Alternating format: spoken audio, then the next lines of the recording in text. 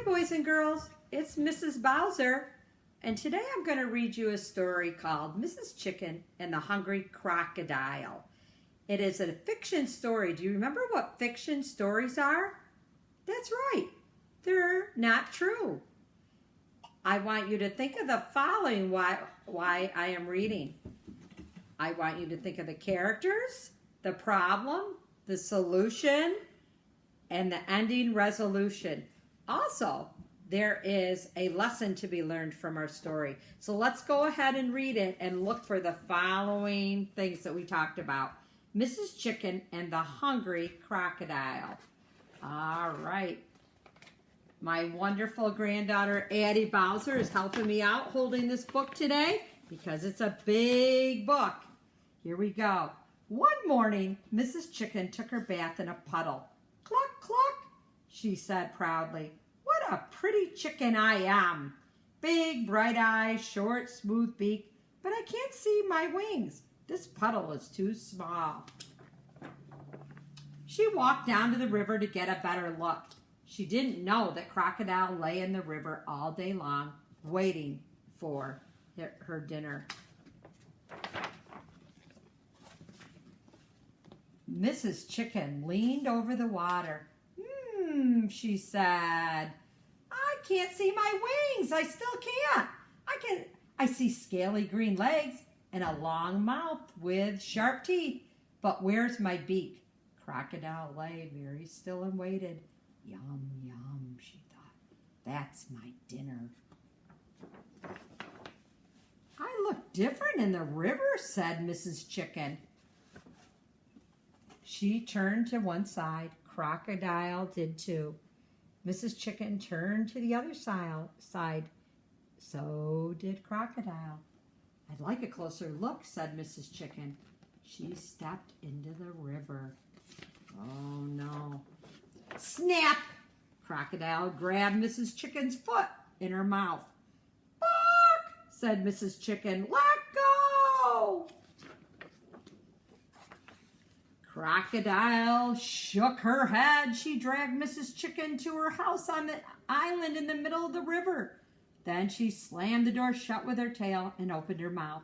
Mrs. Chicken flew up to the rafters. Come down, Crocodile said. I'm going to eat you up. Me?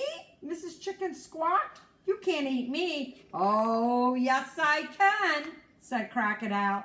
But Mrs. Chicken, you shouldn't eat me. Why not? Asked Crocodile. Because, Mrs. Chicken said, I'm your sister. Crocodile laughed. You're not my sister. You have speckled feathers. I have green skin. You have a beak. I have a mouth with sharp teeth. And these teeth are going to eat you up. No, said Mrs. Chicken. We look different, but we're sisters. I'll prove it. Just give me time. All right, chuckled Crocodile. I'll fatten you up. The longer I wait, the plumper you'll get. Crocodile yawned and curled around her eggs. Soon she was snoring. Mrs. Chicken made a nest in the corner opposite Crocodile and settled down to lay her own eggs. Every day, Crocodile gave Mrs. Chicken grain to eat. Every night they fell asleep over their eggs. Mrs. Chicken got fatter and fatter, and Crocodile got thinner and hungrier. One evening, Crocodile said, This is your last meal. Tomorrow, you will be my big dinner. We'll see, said Mrs. Chicken. She waited until Crocodile was sleeping. Then she carefully put her eggs next to Crocodile. She took Crocodile's eggs to her own nest. Just before dawn, Crocodile felt something move beside her. Mrs. Chicken, she called, wake up, my babies are hatching.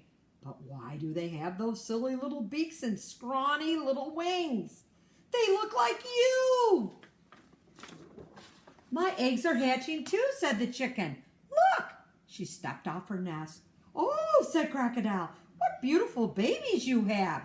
What gorgeous green skin. What lovely long mouths. What darlings. They look like me.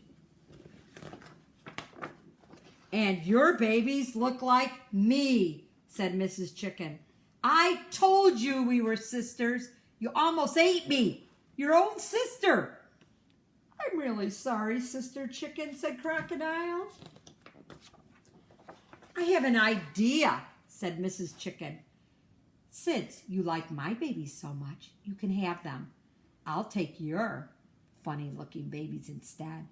Oh, thank you, Sister Chicken, said Crocodile. Don't mention it, said Mrs. Chicken. Sisters help one another. So they switched babies. Time for us to go home now, Mrs. Chicken said.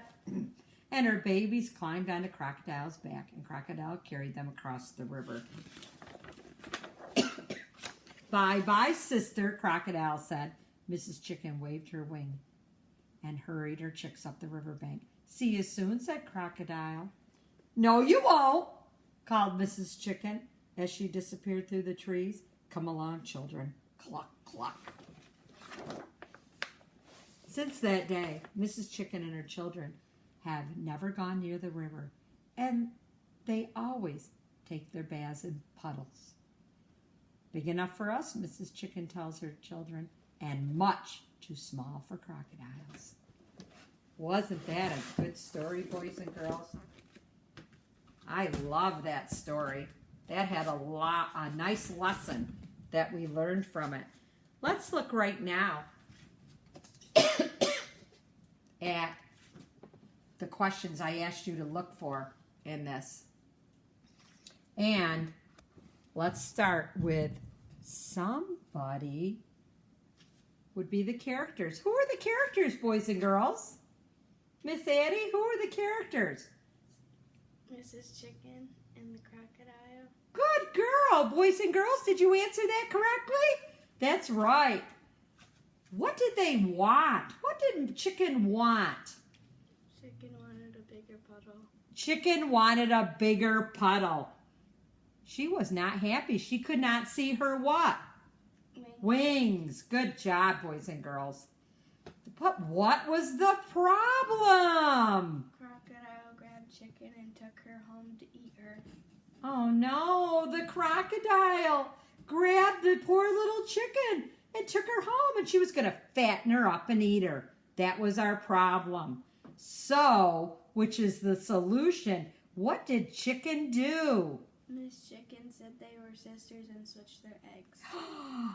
She was tricky, wasn't she, boys and girls, Miss Chicken? She switched their eggs, and then that's how she was proving they were sisters. And then the ending resolution, Miss Addie? Miss Chicken never goes near the river again, happy with their puddles. Yeah, they're happy with their puddles. They never go near the river again. So what is the lesson we learned from our story? I think it was to remain happy or content with what you have. What do you think, boys and girls? Thumbs up? I agree. Nice job. I put a YouTube song on, and I'd like you to go listen to it when you're done under comments. So have a good week. See you soon.